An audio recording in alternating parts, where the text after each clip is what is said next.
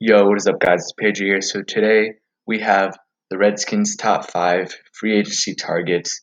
If you guys are new, subscribe for Redskins and NFL content. So let's get into it. So, like I said, today I have 5 free agents that I think the Redskins should pursue. And it's not necessarily realistic that we get all these guys, but these are the order of my best players at position and also for price. So at number 5, we got Trey Boston, free safety. That is a need for us. Monte Nicholson has not played very good the last couple of years. He hasn't been. He hasn't stayed healthy. He stayed relatively healthy, but he's had a lot of off the field issues as well, and his play hasn't warranted to keep him. So if we release him, I think that's 3 million cap space. But we can really replace him with Trey Boston, who is relatively young, age 27, played 16 games last year with the Panthers, had 68 tackles and 3 interceptions last year. Look at his last 4 years, from 2016 to 2019. He's had at least 2 interceptions every year.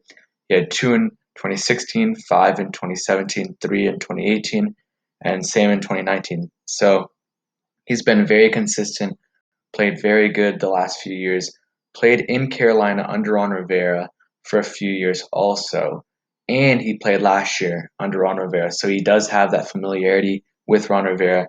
He's not going to be an amazing player. He could make the Pro Bowl, probably wouldn't, but we can get him for cheap, and he will be a good replacement for Monte Nicholson. And I think he can be very good on the Redskins. So yeah, my next player is Jack Conklin. Our offensive line right now is very weak, and Jack Conklin's one of the best right tackles in the league, and he's one of the better young tackles, especially. He's 26 right now, or 27 once the season starts.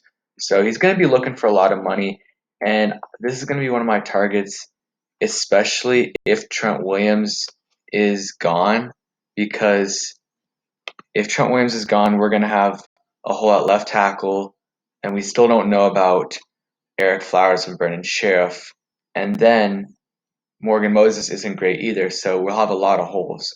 If we get Jack Conklin, that solidifies the right side of the line, especially if we get Sheriff back as well. I wouldn't go after him if we re-sign Sheriff and Flowers and also Trent comes back. But if one of those guys does not come back and we have money, we can use that money from Trent getting traded to get Jack Conklin, because Jack Conklin, he does play on the opposite side, which you want. If you're a right-handed quarterback, which most quarterbacks are, you want the better tackle on the left side. But Jack Conklin will do a good job protecting Haskins, and he's younger than Trent too, so that's the good news. So next is this is a linebacker. Our linebackers aren't very strong, especially with Reuben Foster most likely not playing this year. So yeah, Corey Littleton is 26, so he's still very young. Let's look at his stats. He played very good last year with the Rams.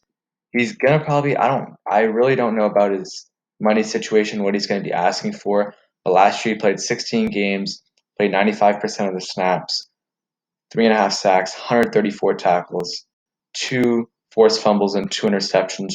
So those are great numbers. He's also not bad in coverage, and we need a solid linebacker alongside Cole Holcomb, maybe John Bostic and Foster. It really, yeah. Littleton, we'll see what he's going to want in free agency. I'm not really sure. It's probably going to be in that 10 mil range, maybe less.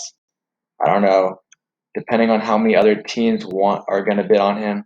But he is a solid linebacker, inside linebacker. If we get him, our defense is going to be so good. If we get him and the player that I'm about to say next, our defense is going to be, if healthy, which is a big if, going to be at least top 10 next year.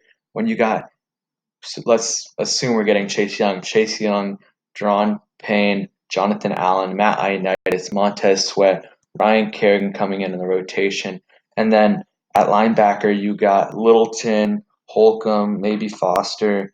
And the back end, you got Dunbar, Landon Collins, maybe Trey Boston, and the next guy I'm going to say, and Fabian Moreau. So our defense is going to be nasty next year.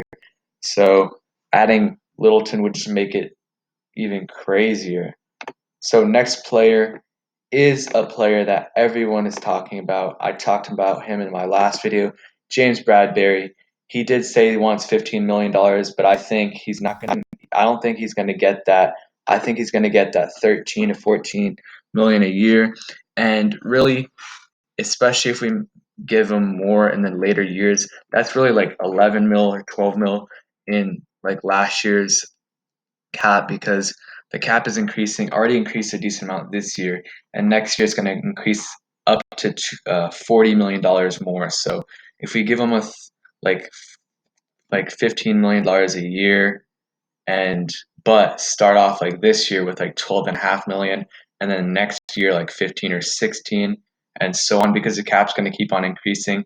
Last year he played very good, 65 tackles, 3 picks, and played 15 games. Also was in a division where the receivers are very, very good. You got Julio Jones, Michael Thomas, you got Chris Godwin, you got Michael Evans, if I didn't already say that, but you got a very good receiving receivers that he's going up against he's playing them like 6 weeks. So he's played pretty well. I don't know about $15 million worth. If they both want 15 million, when I'm talking about both Byron Jones and James Bradberry, I would probably look at Byron Jones, but I think James Bradberry isn't going to get 15. Another positive about him, he also played under Ron Rivera for from 2016 to 2019. So he has that experience, and the scheme's going to be a little different, but there's going to be parts of the scheme that are the same with Jack Del Rio as our defensive coordinator. But I do think this would be a great signing. I do hope we can get him for a little lower price. But yeah, I'll be doing a full cap breakdown in my Dream Redskins offseason video in the next few days leading up to free agency. It'll show all the cap space and my best case scenario for the Redskins. So that's number 2. The only question mark here is about the price range, because he is asking for a lot, but I do not think that he's going to get that. So at the next player, a lot of you guys like him, I do too, is Austin Hooper from Atlanta. Played very good last year. They're saying his market value on this site, they're saying it's 9.9 million. I think he's going to get a little more, but our tight end, like, he's obviously not the best player on this list. There's probably a few players that are better than him on this top 5 list, but tight end is our worst position group by far. We have on our roster right now, our tight ends are Jeremy Sprinkle and Hale Henches. That's terrible. That's the worst tight end group in the NFL. So even if Austin Hooper isn't one of the better tight ends in the NFL, even I think he's top 5, top 6, but even if you don't think he is, he's an above average tight end. No matter what you say, he's above average, and that's so much better than what we've had over the last few years, just because Jordan Reed hasn't been healthy. When he's been healthy, he has been above average, but he's never been healthy. So, yeah, I think Austin Hooper would be a great fit. 800 yards last year, 6 touchdowns, played 13 games. And before that, he's really not missed much games. He played 16 the year before, 16 the year before that, and 14 the year before that. So he's only missed about 7 games in 4 years. So that's pretty good. So yeah, just let me know what you guys think. I think Austin Hooper, he's looking at 11 mil per year, around that. But like I said, the cap's going to go up in the next few years, so that's like really a little lower than that. But there's going to be a lot of teams going after him. I heard the Packers are going to try to go after him. The Bears might. So we're going to have competition.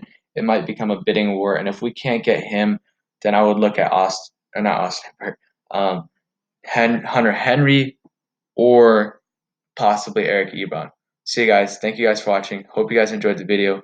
If you did, please smash the like button, and peace. Also, in the next few days, look out for the mock draft video and dream off season video. Peace.